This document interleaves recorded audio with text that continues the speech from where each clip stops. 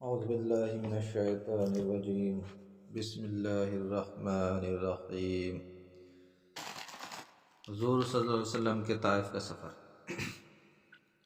نبوت مل جانے کے بعد 9 برس تک نبی کریم صلی اللہ علیہ وسلم مکہ مکرمہ میں تبلیغ فرماتے رہے اور قوم کی ہدایت اور اصلاح کی کوشش فرماتے رہے،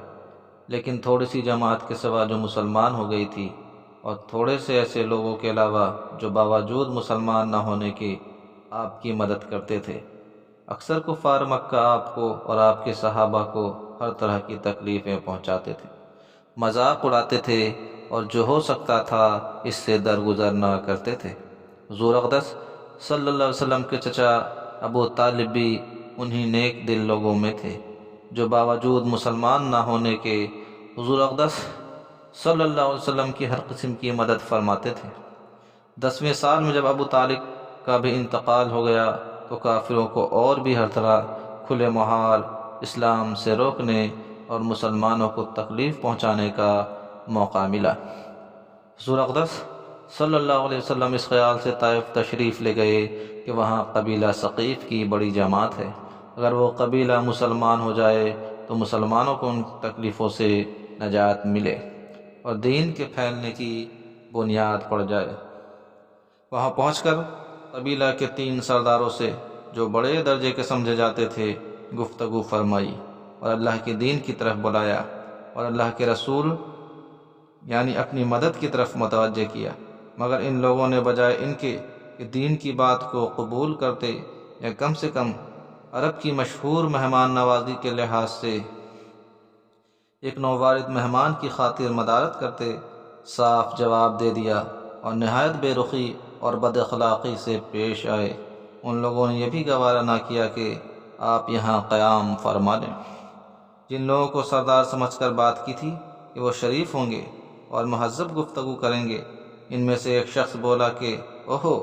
آپ ہی کو اللہ نے نبی بنا کر بھیجا ہے۔ دوسرا بولا، اللہ کو تمہارے سوا کوئی اور ملتا ہی نہیں تھا جس کو رسول بنا کر بھیجتے۔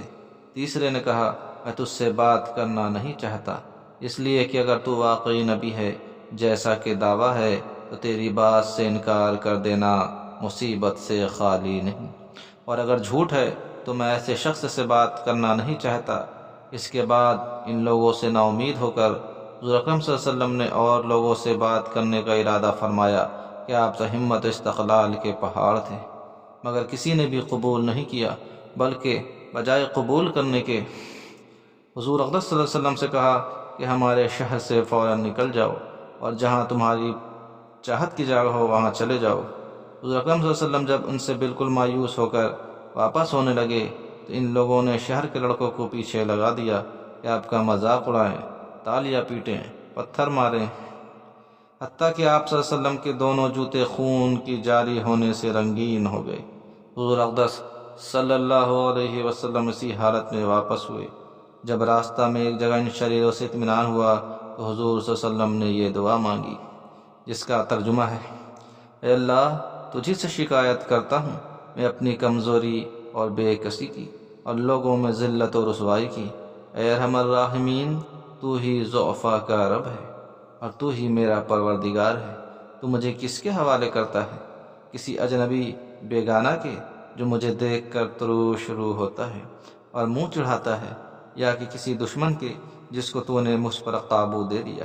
اے اللہ، اور تو مجھ سے ناراض نہیں ہے، مجھے کسی کی بھی پرواہ نہیں ہے،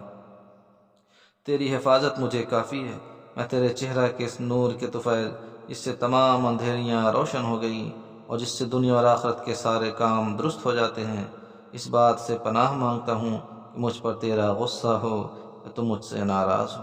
تیری ناراضگی کا اس وقت تک دور کرنا ضروری ہے جب تک تو راضی نہ ہو، اور نہ تیرے سوا کوئی طاقت ہے نہ قوت۔ مالک الملک کی شان قہاری کو اس پر جوش آنا ہی تھا کہ حضرت جبرائیل علیہ السلام نے آ کر سلام کیا